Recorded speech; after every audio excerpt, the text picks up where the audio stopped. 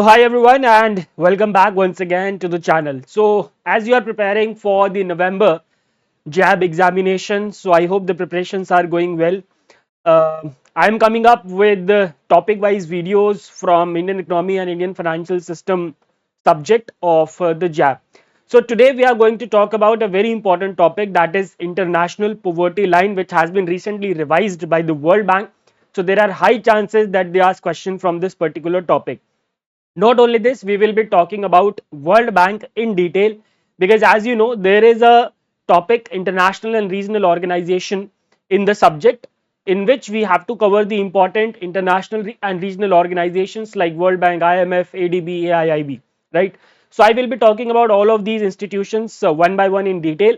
Today we are going to talk about the international poverty line and the World Bank, right? So let's start the session without any delay. And first of all, if we talk about the revision in international poverty line, my dear friends, so the international poverty line has been revised by the World Bank from $2.15 per day to $3 per day, right? Which means the people who are living below $3 per day are the extreme poor people, right?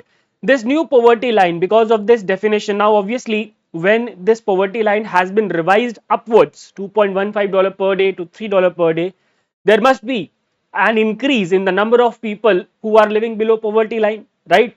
So this number, this increase in number of people who are living below poverty line would have been increased by 226 million people, but because of India's data revision, we have revised the data according to household consumption expenditure survey 23-24, and due to this revision the number of people living below poverty line has been increased by only 125 million, and that's because of two reasons. Number one, India has revised the data. तो आपके दिमाग में आ रहा होगा कि India के data revise करने से इतना बड़ा इम्पैक्ट कैसे आ गया? Because my dear friends, we are a developing nation and we have the highest population across the world, and that is why this huge impact is possible only because India has revised its data of household consumption expenditure survey, right? Now, according to the new poverty line, India's poverty rate stood at 5.25% in 22-23, right? The number of people living below poverty line in India, according to the new definition, it was 344.47 million in 2011-12, and it is just 75.24 million in 22-23, right? This is about India. What about the global poverty rates and the number of people living below poverty line? So the global poverty rate after this revision has been revised to 10.5% from 9%, which was during $2.15 per day. Okay, this is according to $3 per day, do remember, right? And the number of people living below poverty line has been increased from 713 million to 838 million. So you can see there is an increase of 125 million in the number of people living below poverty line. All right, I hope my dear friends it is clear. Now let's get into the details of the World Bank. What is World Bank, how it was formed, what are its arms, what are the functions of its arms? Okay, so as you know, in the year 1994, in the month of July, representatives of USA, UK and other 42 countries met at Bretton Woods, USA. Now इस समय क्या हुआ था? World war was just concluded. World war 2 जो है वो just खत्म हुई थी. Now there was a huge बहुत सारा नुकसान हुआ था. There was a huge damage that was created by the World Bank in the infrastructure in the global economy. So to stabilize the global economy and to recreate the infrastructure, these representatives of USA, UK and other 42 countries met at Bretton Woods, USA, right?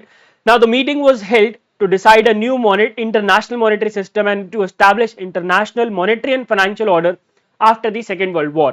So as I told you, a huge damage was done, right? And there was a need to recreate the international monetary and financial order, and that is why this meeting was conducted.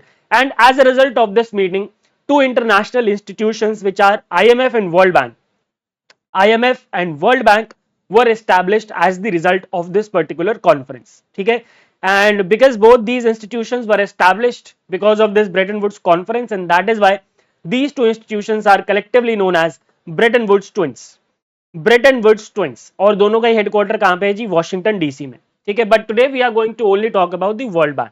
ठीक है, now if we say world bank, it it means we are talking about the five arms of the World Bank, which together are called as World Bank. Okay, initially when the World Bank was established, or we can also call it, we can also say that two arms of World Bank, that is IBRD, International Bank, International Bank for Reconstruction and Development, and International Development Association.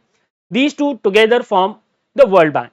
Okay. However, there are total five arms of the World Bank, which are IBRD, IDA, International Finance Corporation, MIGA, which is Multilateral Investment Guarantee Agency, and then we have International Center for Settlement of Investment Disputes.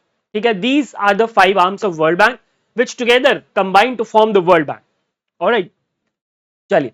Now remember, first of all, to be a member of the World Bank, a country needs to be a member of IMF. The headquarters of IMF are in Washington DC, and it is headed by a president, and the term of the president is 5 years. Who is the current president? Mr. Ajay Banga. Mr. Ajay Banga is the current president, right? Who is the chief economist? Indermeet Gill. Indermeet Gill is the current chief economist, right? And who is the MD and CFO? Anshula Kant. Anshula Kant is the MD and CFO of World Bank. Okay, so you need to, obviously when you will be going to the examination, you need to once again check these current facts. हो सकता है जब आप exam देने जाएं तो president change हो गया हो, या चीफ इकोनॉमिस्ट चेंज हो गए हो, या फिर एमडी एंड सीएफओ चेंज हो गए हो. So you need to keep a check on these current data. ठीक है, now let's talk one by one about the arms of the World Bank. When were these arms established? What are their functions? So if we talk about IBRD first, so it was established on 27th December 1945. This was the first arm that was established. Now, when it was established, actually IBRD was the World Bank only. Okay, so 27th December 1945, it was the original World Bank institution. The current number of members in IBRD is 189. The initial objective of this particular arm was to help countries in their reconstruction which were affected due to the Second World War. But now when this reconstruction has been done, the current objective of IBRD is the economic development of developing and poor countries. So you must have heard that World Bank has given this amount of loan for this purpose, this amount of loan for that purpose, right? So the purpose for which the World Bank provides the loan, the World Bank lends to the poor and developing countries, is the economic development majorly, and that economic development also includes certain social dimensions as well. For example, education, for example sanitation, for example health facilities. All these are also the part of economic development, and yes, the World Bank, the IBRD, provides funding, provides loan to the developing and poor countries for their economic development. And do remember, the initial objective of IBRD was to help countries in their reconstruction because of the damage caused due to the Second World War, right? Then the second arm is IDA. IDA was established in the year 1960 with India as its founding member. The total number of members is 174 as on date. It is also known as the soft lending arm of the World Bank. Now you must be wondering why it is called as soft lending arm. Because, my dear friends, it provides long term interest free loans to the poorest countries for their development. It is called as soft lending arm. Why? Because it provides long term. That is fine, long term loan is provided by other arms as well, but the special fact about IDA is that it provides interest free loans to the poorest countries for their economic development, right? The repayment period are stretched over 25 to 40 years with a grace period of 5 to 10 years. मतलब 50 साल तक के लिए loan इसके अंदर दिया जाता है. ठीक है. Now, if a country wants to get a loan from IDA, then the country's relative poverty, it depends on country's relative poverty defined as per capita income below a threshold which is updated annually, which means उसके ऊपर depend करेगा, उनकी poverty line के ऊपर depend करेगा, how many people are living below poverty line, उसके ऊपर depend करेगा that how much loan that country, that particular country is eligible to get from the IDA. ठीक है.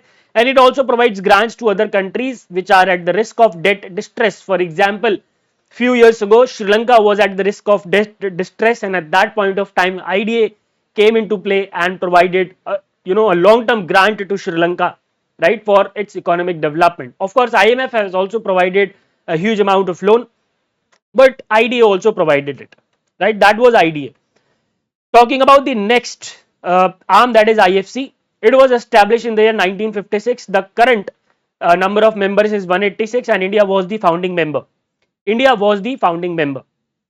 Now, International Finance Corporation का जो objective है, that is to promote private sector in developing countries by providing loans to the private sector. Now, for example, if in India Reliance Industries is undertaking a project, let's say any kind of social project, let's say electric vehicles के लिए 1000 बसें दे रहा है Reliance, and for that it needs loan, so it can go to IFC and ask for this particular loan, and depending on obviously certain terms and conditions, the loans shall be granted to Reliance for this social purpose and economic development purpose as well.